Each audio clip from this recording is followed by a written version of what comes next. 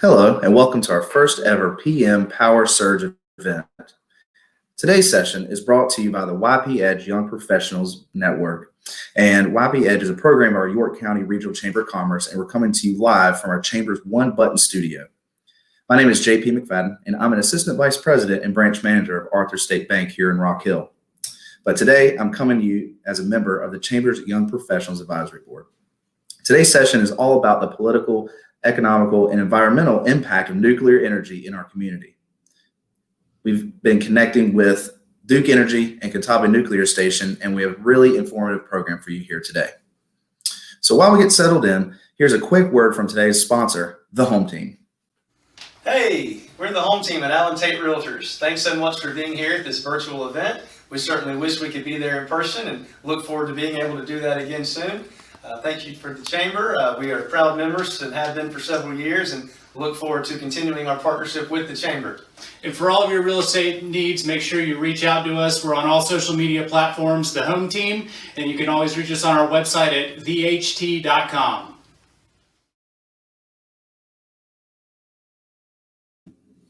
Thank you so much to the Home Team for supporting us today. They're a great group of young professionals and growing their business with a huge success right now here in the local area. So before we get started, for those of you who are watching on Facebook or YouTube, please submit any questions you have in the comments section. We will monitor those as they come in, and we'll do our best to address them either during the presentation or at the end of the program. So with us today, we have Andrew Linker of Duke Energy. He is the General Manager of Nuclear Engineering, and he joined Duke Energy back in 1999 in Huntersville as the McGuire Nuclear Station. And then he moved here to the Catawba Station back in 2015 and has been serving there ever since. He has extensive background with electrical engineering degree from UNC Charlotte, and he also holds a couple other degrees, one in chemistry, one in computer engineering. So this man is very well versed, and we're excited to have him here with us today. Thank you, Andrew. Thank you, Jeff. I appreciate the opportunity to be here to look forward to the time that we have to share back and forth. Thank you very much. So as we go ahead and get started, we can actually go ahead and jump into the overview of nuclear energy. So I kind of started with this question here. So how widespread is nuclear energy movement now, and how many nuclear plants are there around the world, and are those plants enough to meet our energy needs? Well, just from an overview from a nuclear power industry, worldwide, we're looking at over 440 nuclear reactors operating in over 30 countries. That's a broad spectrum across our planet. We're looking at additional 50 additional reactors currently under construction now, which equates about 15% of our existing capacity. 6 are currently operating in the U.S. And there are 10 reactors currently in South Carolina. We'll get into the details around that in for discussions. You can see from North Carolina map how those are laid out. Just referring to the map, location 1, 2, 3, 4, 6, and 5 are related to the Duke Energy China Nuclear Service area or the South Carolina region. All right. So thank you very much for that overview, Andrew. So how does Duke Energy fit into the big picture? Well, big picture, just looking through, the overview of Duke Energy and how it fits into the U.S. markets. Duke Energy has a wide array of diverse infrastructure, dealing with natural gas, fuel, coal, nuclear, as well as hydro and solar. The market is forever changing and continues to change with it as we tend to go more towards the clean energy, as well as really looking after our environment as we move forward. Generating output, as you can see, relative to our diverse portfolio, over 40% tied to natural gas and fuel oil, 33% for coal, 18% for nuclear, and 7% for hydro and solar. But in terms of output-wise, the amount of energy generated, you can see how those numbers change relative to the amount generated, where nuclear is almost 35% relative to our service area here within the U.S. And then relative to the commercial renewables, you can see over 64% is covered by wind 35% was solar net for storage and fuel sales. That's a pretty big swap. Really going out after the green energy market, looking out for our neighbors as our communities. Also, had a bigger picture into the market and the output relative to from a perspective. You know, the market cap for Duke Energy is currently $66.99 billion with an operating revenue of $25 billion. That's a lot of revenue pouring back into our communities across the Carolinas, Florida, Ohio, Tennessee, and Indiana. You can see our service area, amount of square miles that we actually up to service in our areas, in our community. 29,000 employees. That's a huge amount of resources that we view relative to our employees. Also just at our nitric gas pipelines, 30,000 square miles, as well as our service lines, over 27 square miles that really there to provide the next level green market for renewables.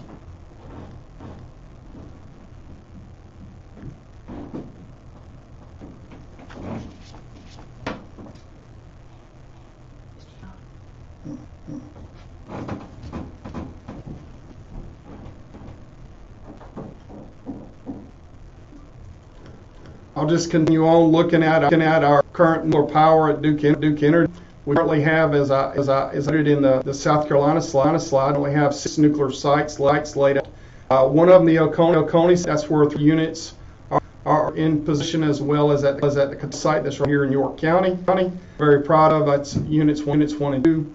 There's also the Robinson plant that's down towards Hartsville, South Carolina, as well as our North County units located at Brunswick, as well as McGuire facility in Huntersville, and at the Harris facility located in Raleigh, North Carolina. We actually have a unit there. So you think about the amount of power being generated from our nuclear units just within Duke Energy alone. 8 million homes are served by this clean energy, how we're supporting our customers. Andrew, thank you very much with that. Absolutely. So one question I do have for you. So you're talking about the 6 nuclear sites there. What is the plans for future growth? And this is something I wanted to ask back a moment ago. Well, what's the plans for future growth, and how will that how that competition, if any, prevent that, or how could it promote that? So overall, the market continues to grow, and right now the current plans for our nuclear fleet is to continue to provide sustained energy from these units. Last we did announce that we were moving forward with renewing and extending the life for our nuclear fleet and moving forward with continuing on with full power gen at all of our sites. So you can see from a perspective of growth, the sites that we're currently will continue to increase our maintenance capabilities. Will continue to engage with engineering organizations to continue to provide this carbon-free energy out to the public. The other piece is around the renewables and into what they call modulator reactors. Those are visions that's been put in place for the 2030, 2050 time frame. Currently not right now. The books that we're laying out are out further forecasting. We start decommissioning some of our units. We'll actually be being more of the small modular reactors in future endeavors of Duke Energy. Right now, the current plans are to really focus on our 6 sites. 11 reactors continue to provide generations through those, our renewables.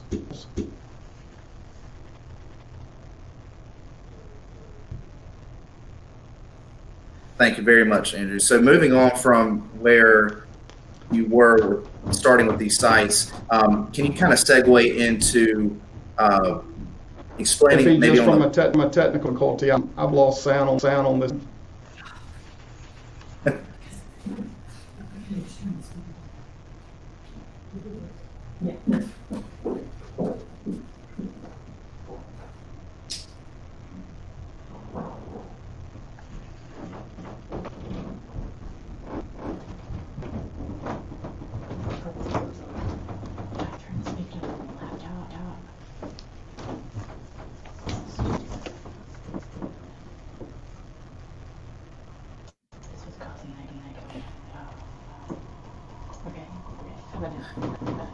Andrew, can you hear me now?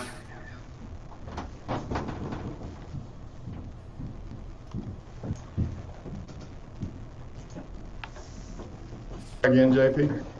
Can you hear me now? Yes, thank you. Oh, great. No, sorry about that. So, no, thank you for that information.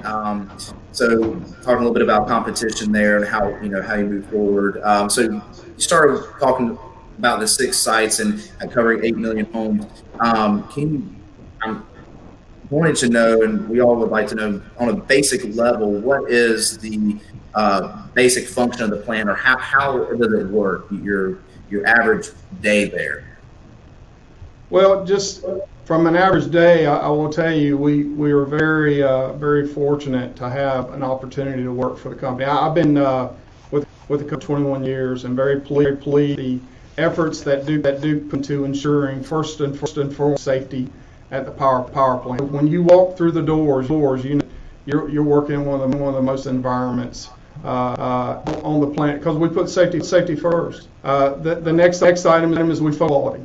So quality and safety go hand in hand. And just to talk a little bit about our plant here in the York County, we're excited this year to be celebrating our 5th anniversary at Catawba, and through our with our joint owners through North Municipality Power Agency, number 1, our NC Electric Membership Corporation, Piedmont Municipal Power Agency, as well as Duke Energy. The units continue to operate well. Going commercial, and power generation, Unit 1 was 1985 as well as 86 respectively for our Unit 2, with a plant capacity of 310 megawatts with the PWR level reactors, which I'm going to share with you just a little bit. So you asked me about what the day-to-day activity. I currently spend a good bit of time in the engineering department. Actually, recently moved over to the maintenance department to get more exposure involvement with the organization in different areas. The 2 areas focus around energy. There's really two modes that Duke Energy serves at. That's a BWR type reactor as a PWR, which is a pressurized water reactor. In those conditions, the units operate a little bit different, but the fundamental design of them is we generate steam, which ultimately to turbine that also drives generator, providing essential energy to the public. Through that iteration, just those minor differences between the two, the units that operate are very similar to how we go through the startup process into our unit operations through the power grid. All that remains the same. It's just the technology is different between the BWR as well as the WR units. Looking at the diagrams that's presented before you there, the boiling water reactors are, as I say, we actually boil water inside of the vessel, and these units are actually located at our Brunswick unit in Southport, North Carolina. The units there are actually BWRs, and there are only 2 like that in our fleet. A number of those are throughout the world, but those are the 2 within the Duke Energy fleet. And essentially, the water that is used there does boil off, creates the steam, ultimately it drives the turbine. The Catawba design is a pressurized water reactor, as noted from the diagram there to the right, where there's an additional component between the reactor vessel as well as to the turbine called generator. It's just a different way of converting the energy. Both equally safe, both of them provide quality of steam out, ultimately being used in the turbines. Day-wise, I will say some of the smartest people in it, and Carolinas as we look, we'll have an issuer, and the team will rally and solve it very quickly. So I tell you, I'm very fortunate again to be a part of that team, to be a team at Catawba as well as Duke. But overall, it's a pleasure to be working with such high quality team.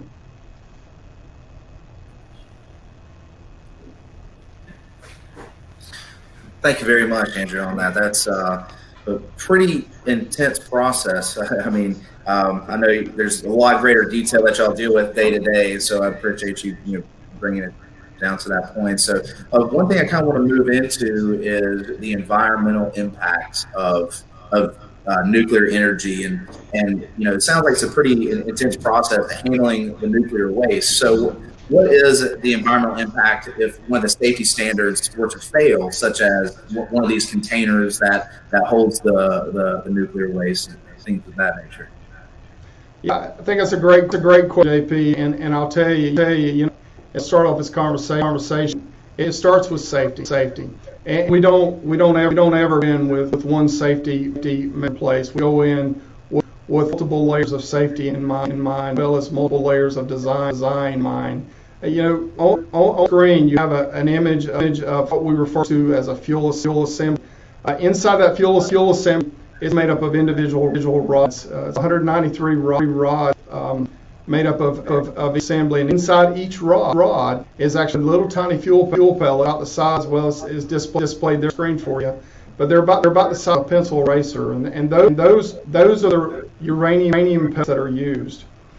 Those are contained inside a reactor vessel, inside of containment, inside of a sealed system. So there's multiple layers there of protection. Then there's multiple layers of system to back up those systems if a failure would occur.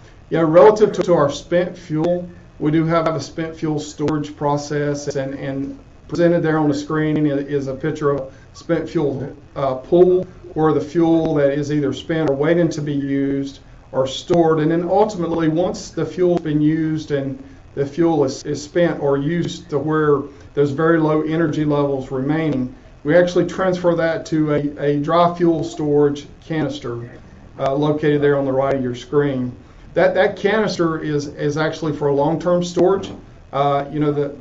The makeup of this very tried and true and tested through multiple layers of massive devices that do not require moving parts.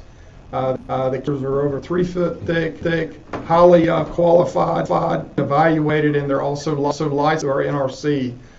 So these are your run-of-the-mill items that you would pick up off the shelf, items that have been designed, detail, and analyzed with millions of man-hour work and evaluated industry respect. So I'll tell you, to your point, safety system. We rarely have any challenges to our safety systems, but when we do, there's other systems there to back up those, and then it just further casts on. That's why we have multiple layers of safety barriers there at the plant to ensure that any type of failure, we mitigation strategies in place to protect our community. No, thank you. So kind of speaking about safety, but besides the environmental concerns, so what are other big concerns by Duke Energy concerning safety and security threats? I mean, that can be physical, procedural, or even intellectual. You're looking at different sorts of security and safety there. So what are some other concerns that you all may have? I think that's also a question. As I start up, and I'm going to keep emphasizing the amount of safety that's been to the design of our plants and engagement around safety. It starts with workers, but we have one of the most expert paramilitary security officers. They're right up there with our naval team. They're highly motivated, highly engaged in protection of our plant. In addition to that, we have artificial intelligence at the stations are used to protect us in the plant as well through badging and other mechanisms that we use that are used to safeguard the public. We maintain a lot of high standards around our nuclear operations, safety and security, but also through cybersecurity and our emergency preparedness. Cybersecurity is a big item that is talked about a lot throughout our industry, and I'll tell you, the team that we have at Catawba and across our fleet are up to the latest standards. They're we get latest updates from the Department of Defense, of which are implemented immediately, And ultimately, we engage with other partners outside of our industry to make sure if there's any new technology out there that we can move towards advancing our systems, then that's what we'll do. Emergency preparedness is another piece of that as well. Are we prepared? And we work with all of our regional partners here in York County as well as surrounding Carolina areas to ensure not only is our site ready, but also our neighbors and the public. So we spend a lot of effort around that through our cybersecurity, our emergency preparedness. But looking at some of the critical items and so forth, we have multiple layers of security in place to ensure protected, of course, around our. And ultimately, at the end of the day, that to protecting our community employees.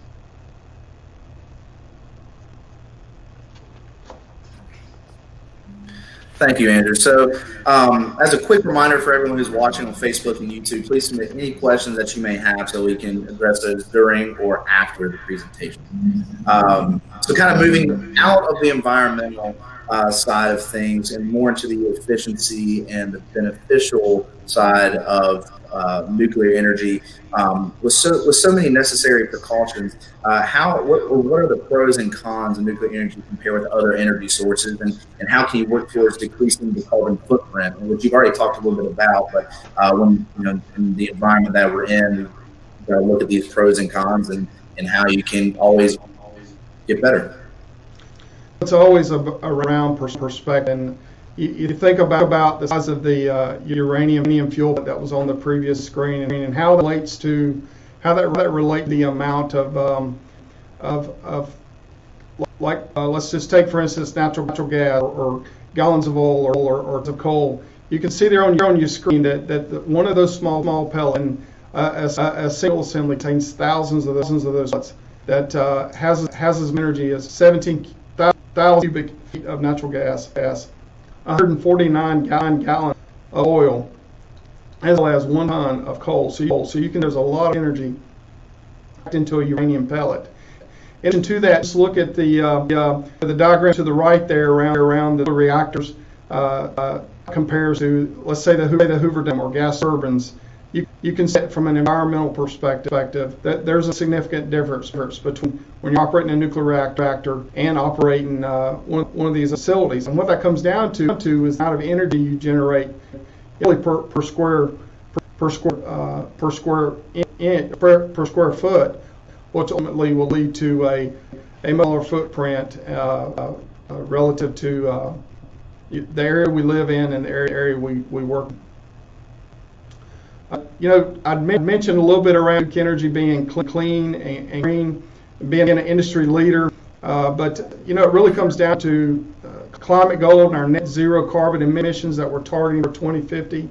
We've announced over 1,500 megawatts in new wind and solar projects alone in 2019, and then further our CO2 emissions by an additional 8% reduction in 2019 from our 2005 level. So we're really moving forward and fast around reducing our carbon footprint. In addition to that, some notoriety around the Downs, where they've essentially named us as far as North American Index for 14 years in a row. And then as far as being clear energy savings in the South, we clearly lead the march, which will drive forward to ensure that we provide clean energy to our public. Thank you, Andrew. And just a quick word to everyone who's joining us right now, watching. We know there's a little bit of a soundbite issue that we're trying to work on, but thank you for bearing with us. And this is exciting information for all of us to be able to listen to and witness. So again, Andrew, thank you very much for working with us and for your patience as well.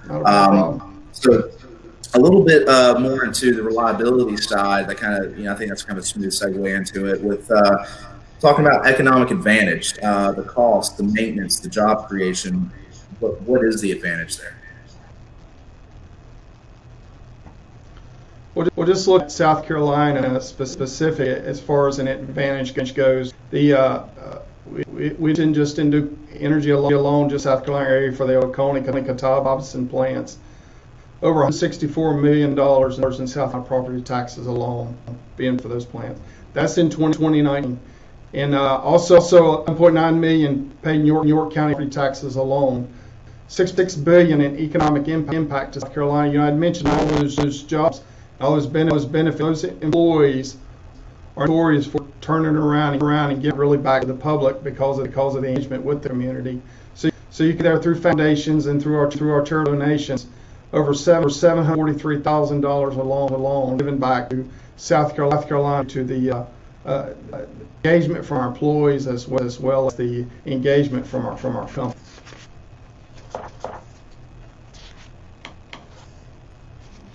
Thank you. Why? Well, with the political climate that we're in day to day, you know, everything that we're hearing is very good and positive, and it's exciting to know that we have something like this in our backyard to really, you know, drive so much of the economy and obviously our power. So if there's not too many cons, then why is nuclear energy such a hot topic in the political game? I think it really gives us an opportunity for others that don't fully understand the science or understand the amount of engagement and barriers and protection and safety that the teams have in place to support the ongoing generation of nuclear power. It's a matter of being informed with the right information.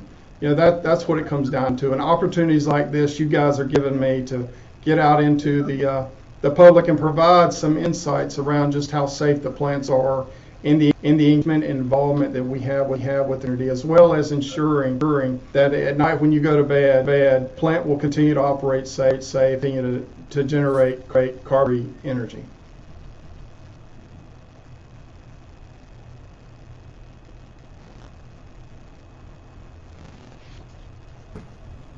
All right, thank you very much for that. So now we're kind of want you to expand more on the remainder of your presentation and how Duke Energy is involved in the community and in its future. So Andrew, please take it away. All right, JP, thank you for that, and I appreciate again this opportunity. Looking at our community partners, I talked a little bit, but I'll just give you a breakdown from the Catawba site alone. As this year celebrating our 35-year anniversary site. From a community act, you can look between 2016 to 2020. Over 735 volunteers are involved with our community. You can see the number of us there as well as the event. Community membership reached relative to over 15,000 people, as well as our STEM educated program working with young men and young women to ensure that they have what they need to continue to expand their horizons in education. Backpacks being stuff education. It's one of the greatest joys I have being a father of two in the area. You know, being a part of something, and they take part of that as well as being part of backpack stuff for donations as well.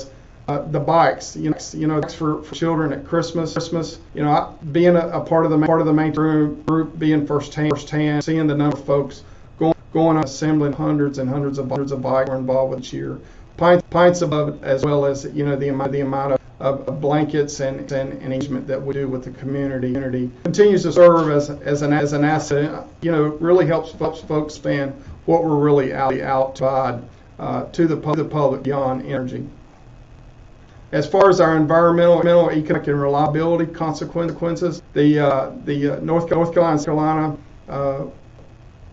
you know, in the event that Carolinas did not have nuclear energy, you would see hundreds of millions of dollars in loss in businesses and organizations, as well as a huge base loss in our tax revenue. Well-paying jobs like my own, as well as future jobs. We have new engineers coming out of school.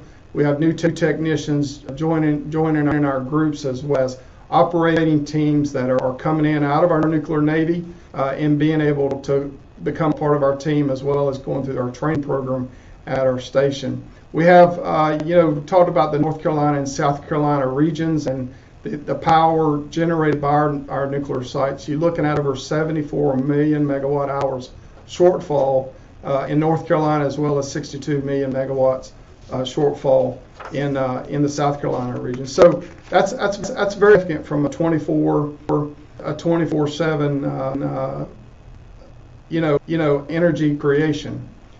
I mentioned a little bit about our license renewal. Last year, CNO announced that we will continue to extend. We will extend our license of our operating, continue generating power. There before you is actually a picture of our unit one, as well as the turbines. If you look down the train there, so these devices are in nature, and really we're very, very proud of equipment, as you can see from the image on there. Just from a nuclear future of Carolina, we continue to work with legislators as well as through our core sources to make sure that moving forward in the best interest of ratepayers as well as community outreach to the public. So continue to work with the Commission of South Carolina, Public Commission of South Carolina, to make sure we're staying up to date and providing them what they need to ensure that the bills passed are really forward to help the public and continue to check and adjust markets relative to our generations through renewables and generation. And then looking forward in future generations in South Carolina, as I had mentioned earlier, there's a lot of portfolio development ongoing through our CO2 reductions towards our 2050 CO2 reduction, CO2 emissions, and part of that is through our modular reactor designs, which are talking out to 2030 right now in our portfolio. Our Marshall Station up in the Huntersville areas that will be retiring around 2035. So you can see how these small modular type reactors will become an entity or a useful source that we'll be using moving forward. Then you get into water. Well, it's clean, largest source of carbon-free energy in the U.S. and really on the planet. We partner with all of our the U.S. utilities, and matter of fact, we have a team at Catawba that are from through the U.S. that we utilize and actually gain insights of changes that they're making to make the plants efficient and make them as costless as much as possible. So it really comes down to the engagement that we use to really drive that clean energy, carbon-free source. Reliable generation. The plants are always on. Christmas morning, New Year's Eve, it's 24/7 operation. Those guys are around the clock. Very similar to a hospital operation. We're always there. We're always on. And then the next one is the economic contributor. I really covered that in great detail relative to our partnership throughout our community and our engagement with our local partnership. But really, there's a large economic contributor to ensure that widen low cost energy to the public. Honestly, that's one of the biggest drivers for me. Being new in 1998, I really was driven to remember that. I truly here for my career coming to school, and I'll tell you, those items that hit me one day, one morning is knowing through not only the Duke Energy fleet and anyone I'm doing, I'm actually leaving my children, so they're from a career and cleaning, and we're able to move forward, provide that condition that I know that I'm leaving them a legacy to stand on. And then the last thing is just from the resources for those of you guys that want to reach out. We're actually on Twitter, Facebook, blog, as well as websites for Duke Energy, and there's other within those websites that you can get drill down to other locations. It really comes down to like I stated, we're efficient, we're clean, and we're always on. Andrew, thank you very much for all that information. Very informative, very exciting stuff there. So we do have one question that wasn't on the docket there, and I think this might be one of those obvious questions nowadays. How has COVID-19 affected the operations there at Duke Energy? I think that's a great question, and I will tell you, as far as affecting operations, it's not affecting operations at all. As soon as we started getting sites, not only from the media, just everyone else, from the CD partnership, working through NRC as well as all of our government agencies. We took very aggressive acts to protect our footwork at the plant, including myself. I've taken some drastic measures as personal action as well as employees at the station to make that I'm staying well and able to continue to maintain that essential product. We during the height a lot of fear across the U.S. where a number of folks were at home. They did not know about their job, did not know about, some of them didn't even know where their next paycheck was going to come.